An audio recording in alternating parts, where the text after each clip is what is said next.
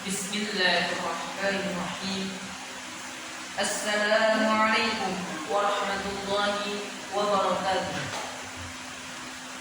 Alhamdulillah, wassalatu wassalamu ala sayyidina Muhammadin Rasulillah wa ala alihi wa sahbihi wa mawala. Wa asyhadu an la ilaha illallah wahdahu la syarika lah, wa asyhadu anna sayyidina Muhammadan abduhu wa rasuluh la nabiyya ba'dahu. Amma ba'd, fa inni awsikum wa nafsi bitaqwallah bil qaili fi muhkami kitabi wa tazawwadu fa inna khairaz zadi taqwa wa takuniya ulil albab wa qala yarfa'illahu alladhina amanu minkum walladhina utul ilma darajat. Ma'asyiral muslimin rahimakumullah. Alhamdulillah menjadi kata yang harus terus kita ucapkan sebagai wujud syukur atas karunia nikmat yang tak terkira yang telah dianugerahkan Allah Subhanahu wa taala kepada kita semua. Nikmat yang telah kita terima ini harus kita syukuri dan manfaatkan dengan cara yang baik untuk hal-hal yang baik, sehingga kita akan terus mendapatkan kebaikan dan keberkahan dalam kehidupan kita. Di antara cara yang baik dalam memanfaatkan nikmat dari Allah ini adalah dengan menggunakannya untuk hal-hal yang mampu meningkatkan keimanan dan ketakwaan, berupa menjalankan semua perintah Allah dan menjauhi segala apa yang dilarang oleh Allah Subhanahu wa taala. Allah Subhanahu wa taala pun telah menegaskan akan mengangkat derajat orang-orang yang beriman, taat dan patuh kepadanya, melaksanakan perintahnya, menjauhi larangannya, berusaha menciptakan suasana damai, aman, dan tentram dalam hidup bersama. Hal ini termaktub dalam Al-Quran surat Al-Mujadalah ayat 11. Bismillahirrahmanirrahim. Ya ayyuhalladzina amanu idza qila lakum tafassahu fil majalis fafsahu yafsahillahu lakum wa idza qila suzu fansuzu yarfa'illahu alladhina amanu minkum walladzina utul ilma darajat wallahu bima ta'maluna khabir. Yang artinya, wahai orang-orang yang beriman, dan apabila dikatakan kepadamu berilah lapangan di dalam majelis-majelis, maka lapangkanlah, niscaya Allah akan memberi kelapangan untukmu.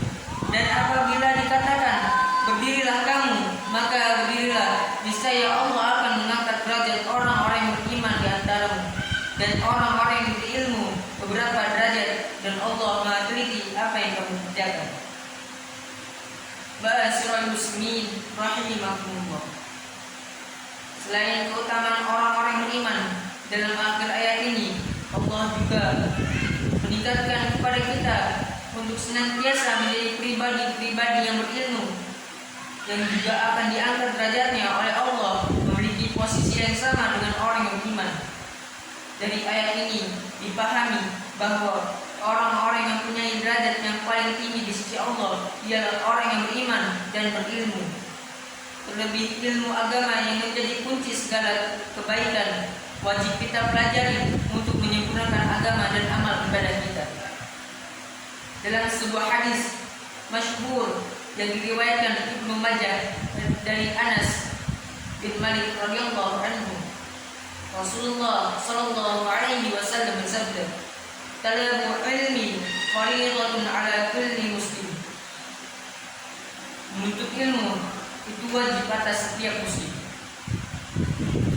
Dari hadis ini kita menyadari bahwa hukum mencari ilmu adalah fardhu ain, merupakan sebuah perintah dari Allah yang disampaikan oleh Rasulullah, sehingga menuntut ilmu menjadi sebuah ibadah bagi kita semua, dan ketika melaksanakannya kita mendapatkan dua keutamaan langsung, yakni mendapatkan pahala karena sudah beribadah dan mendapatkan manfaat dari ilmu yang kita pelajari. Ma'asyiral muslimin rahimakumullah. Belajar atau menuntut ilmu, khususnya ilmu agama, adalah ibadah yang mulai kita lahir ke dunia sampai kita meninggal dunia, kita diwajibkan untuk terus melakukannya.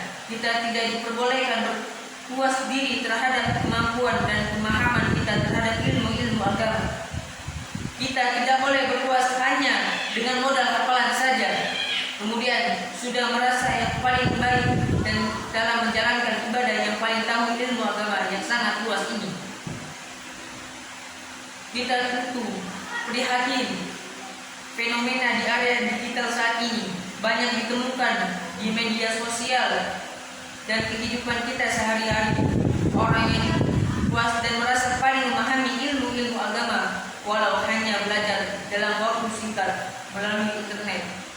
Mereka belajar agama bukan dari sosok otoritatif atau bukan dari ahlinya.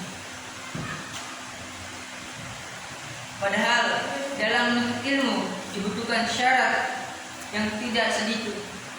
Dalam kitab Ta'alim Al-Muta'allif, padahal dalam menuntut ilmu dibutuhkan syarat yang tidak sedikit. Dalam kitab Ta'alim Tahqiq Al-Ta'alim karya Imam Al-Zarnuzi disebutkan bahwa ada 6 hal yang menjadi syarat dalam mencari ilmu. Hal ini terangkum dalam 2 baitain dari Sayyidina Ali bin Abi Thalib karamallahu wajhahu. La tanalu ilma illa bisabti sa'umbika an mudmu'ika yani bukain wa hirsin wastibarin wa burgha wa irsyad bi ustadi wa tuli zamani. Dalam baitan ini disebutkan syarat utama seorang dalam menuntut ilmu adalah kecerdasan. Kecerdasan ini mencukupkan akal, akhlak, emosi dan mencerdaskan akhlak lebih diutamakan agar ilmu dapat diserap atau memahami dengan baik. Yang kedua adalah bersungguh-sungguh, yakni dengan memiliki tekad kuat, tak gampang putus asa dalam menimba ilmu. Yang ketiga adalah bersabar dalam menjalani proses menuntut ilmu dengan tegar menghadapi cobaan dan gangguan yang ada. Kemudian syarat keempat adalah harus siap mengeluarkan modal atau biaya. Kita perlu menyadari bahwa setiap perjuangan pasti ada pengorbanan, termasuk mencari ilmu. Jangan berharap ilmu yang berkualitas dan bermanfaat jika kita tidak mau berkorban dengan mengeluarkan biaya untuk kebutuhan ilmu yang sedang kita cari. Syarat yang kelima adalah mengikuti petunjuk guru. Hal ini artinya kita tidak boleh belajar tanpa guru, khususnya belajar agama. Dan dalam mempelajari suatu kita harus mencari seorang yang memang sesuai dengan bidang keahliannya. Silsilah, karena jika kita belajar pada orang yang tak memiliki silsilah atau sanad, kita akan mendapatkan ilmu yang tidak bisa dipertanggungjawabkan keasliannya.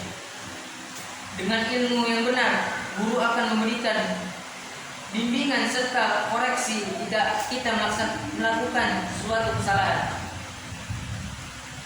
Selanjutnya, syarat seorang dalam menuntut ilmu adalah harus menempuh waktu yang lama.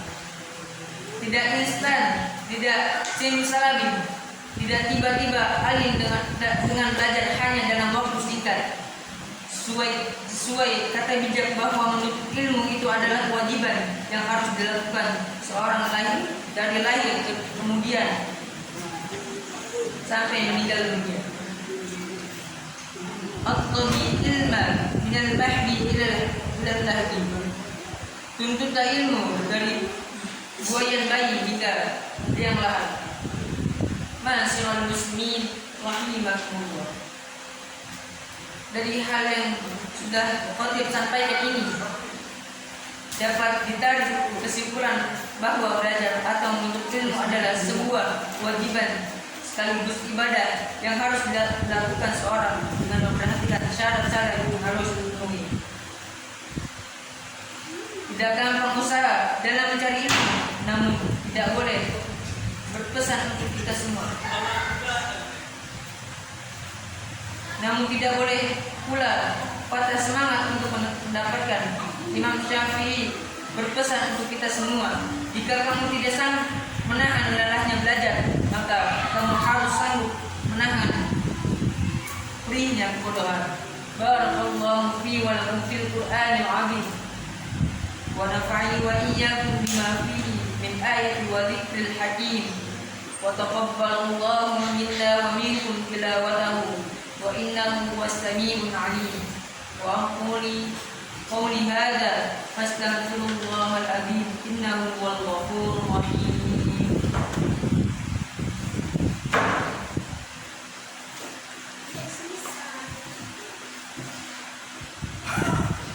Alhamdulillahilladzi sarrafna al-amra wa syahada. Wassalatu wassalamu ala nabi sayyidina Muhammadin asra fi wali adnan wa ala alihi wa ashabihi awlil ilmi wal istifah. Asyhadu an la ilaha illallah wa asyhadu anna Muhammadan abduhu wa rasuluh. Allahumma shalli ala sayyidina Muhammadin wa ala alihi wa ashabihi wa tabi'in illa yaumiddin. Qala Allah ta'ala fil Qur'anil 'azim, inna Allaha wa malaikatahu yusalluna 'alan nabi ya ayyuhalladzina amanu sallu 'alaihi wa sallimu taslima. Allahumma shalli wa sallim ala sayyidina Muhammadin sayyidil mursalin wa arda. Dalam khutbah yang kedua ini, marilah kita berbanyak salawat kepada baginda Nabi Muhammad SAW dan berdoa kepada Allah Subhanahu wa taala. Allahumma shalli ala sayyidina Muhammad wa ala ali sayyidina Muhammad kama shallaita ala sayyidina Ibrahim wa ala ali sayyidina Ibrahim wa barik ala sayyidina Muhammad wa ala ali sayyidina Muhammad kama shallaita ala Ibrahim wa ala ali Ibrahim fil alamin innaka Hamidum Majid. Allahumma ighfir lil muslimina wal muslimat wal mu'minina wal mu'minat al ahya'i minhum wal amwat innaka